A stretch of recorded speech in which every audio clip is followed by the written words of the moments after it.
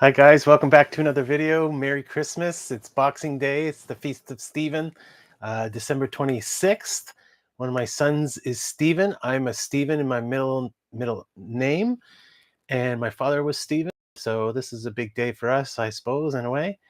Um, had a great Christmas. I hope you guys had a great Christmas. I still am having a great Christmas.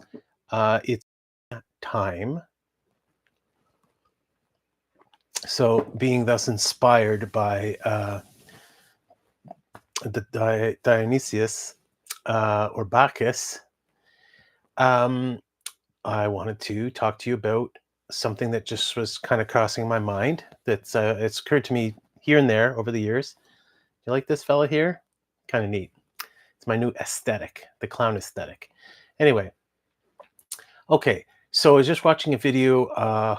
Who was it by? It is. I'm not finished it yet, but the Legion of Men channel. It's pretty good. Whatever. It's kind of intro to red pill kind of stuff or whatever. It's good. Whatever. It's not that it's scientific or anything. And it was talking a lot about. It was featuring a Filipino woman talking about men and women, decline of birth rate, decline of marriage, and stuff. So let me offer this to you. What if the decline in population, or let me say the birth rate, because for instance, in Canada here, our population isn't going down, despite the fact that our population is tanking. Wait, did I just say that right? Our population isn't going down, despite the fact that our birth rate is tanking, because we're relying on immigration. Probably like the US is, probably like Germany, France, Belgium, Netherlands, Sweden, Finland, Holland, whatever, are depending on immigration to keep capitalism going. And what is capitalism? Capitalism is increasing market share, increasing not market share but profit, right? So it's not okay just to sell a million cups of coffee. You have to sell a million cups of coffee plus one next year, or actually plus 5%. So that's kind of not happening. And only an idiot would fail to notice that the open immigration policy in the US and Canada, France, Britain, Belgium, Netherlands, Holland, blah, blah, blah, is because capitalists want to keep labor costs down.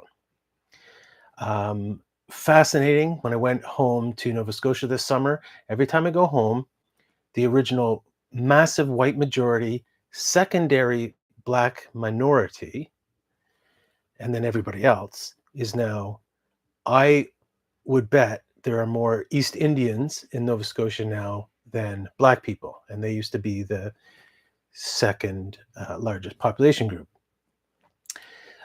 Same thing with PEI, my wife's home. Incredible, astonishing. And I think that those are not rare cases. And my favorite coffee shop here, my local coffee shop, which is a 10-minute walk down the road, the staff a year ago was almost completely Caucasian, almost 100% Caucasian, and now it is definitely below 50%. That's astonishing. So the coffee shop was having a lot of trouble keeping its doors open because it didn't have enough staff, like lots of other places in Canada and the US. But that has been more or less resolved because more than 50% of the staff now is visible minority. And not only that, but according to their accents and so on, immigrants, right? I remember seeing a Sikh fellow studying the handful of change I gave him. Like he wasn't really sure what the value of the coins were that I gave him. Great fella. I love the staff at my favorite coffee shop. The Filipinos, the Indians, the whiteys. Any blackies? No blackies. Who else is there? Well, there's a Mexican, awesome guy. Who else? Beautiful Indian girl. The Filipinos are so cool. Anyway, but now that Tim Hortons doesn't have to pay the workers $20 an hour, right? They can go back to paying the minimum wage. They don't have to have any signing bonuses or anything like that, like was going on during COVID. And that's why they do it. That's why these multinationals, that's why these big businesses are pro immigration. It's because they don't have to pay their workers a good, attractive wage. All right. What does this mean? Where in the world is the native population increasing? It's increasing, I think, most quickly in Africa, the poorest place in the world, and the most technologically primitive place in the world, Africa. And after that, places like India. So India, I don't think it has more people than China right now, but it's very close. So as places like China uh, become more technologically advanced and wealthier, and it will be India in 20 years, and it'll be Nigeria in 30 years, 40 years, 50 years. It seems like everywhere that technology advances, wealth increases, leisure increases, luxury increases, population goes down. Why? Well, let's conjecture. The family is medieval scholar here, ancient uh, classical scholar here. The family is a means of is a crisis organization. So it's an organization that staves off crisis.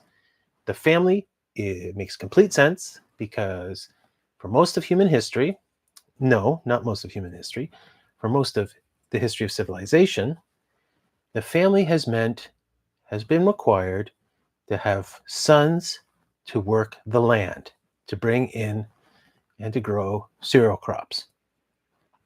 So now that we do that with tractors, the family sons do not keep the family from starving to death. Sons are not required to reach 12 years old to save the family from starvation because dad, I don't know, broke his ankle or something or whatever, got the plague or something. Um, and these 12-year-olds are able to keep the farm going by planting and hoeing and plowing.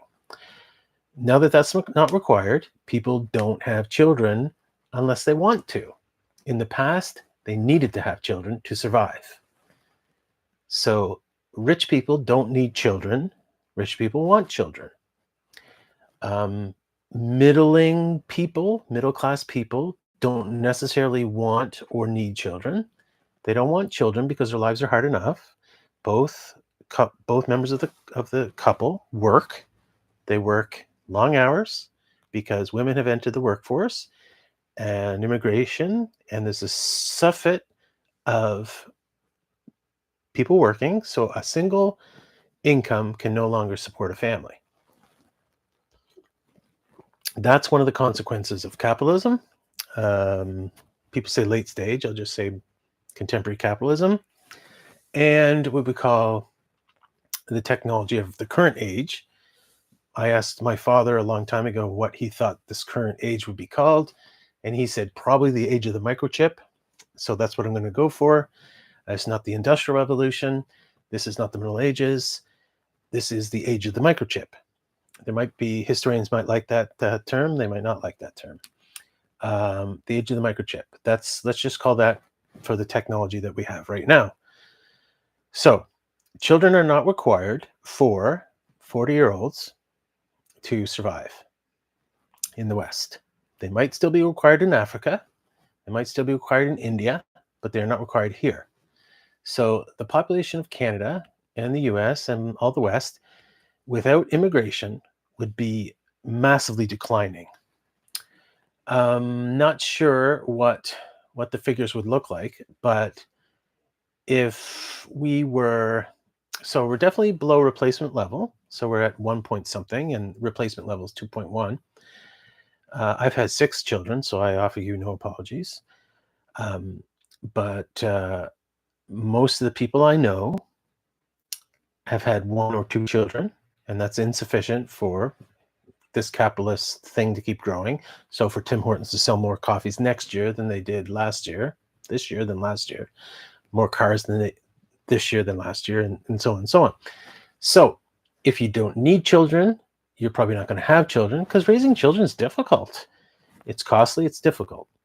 It means you can't go to Hawaii. It means you can't buy two awesome BMWs, Skidoo, Sea-Doo, Cottage, and all that other stuff that I guess people have, which I don't. Anyway, is this the end of capitalism as we know it? What will happen when all the world attains to the technology of the West or Japan and stops having children? What will happen? What will the world look like? And will we implement draconian laws to force people to reproduce? I don't know. Like, obviously, many sci-fi books and movies have come up with situations like that. But once Africa and India are brought into the 21st century, will they stop having children? I think it's fairly safe of me to say that immigrants from, say, India don't have as many children as Indians back home, and Nigerians don't have as many children as they do back home. So, is this the end of the capitalist growth economy, and what's going to replace it? I don't know.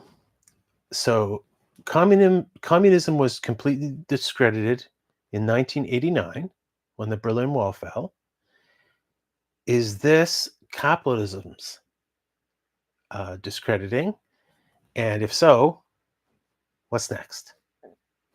I don't know. I'd love to hear your takes on it.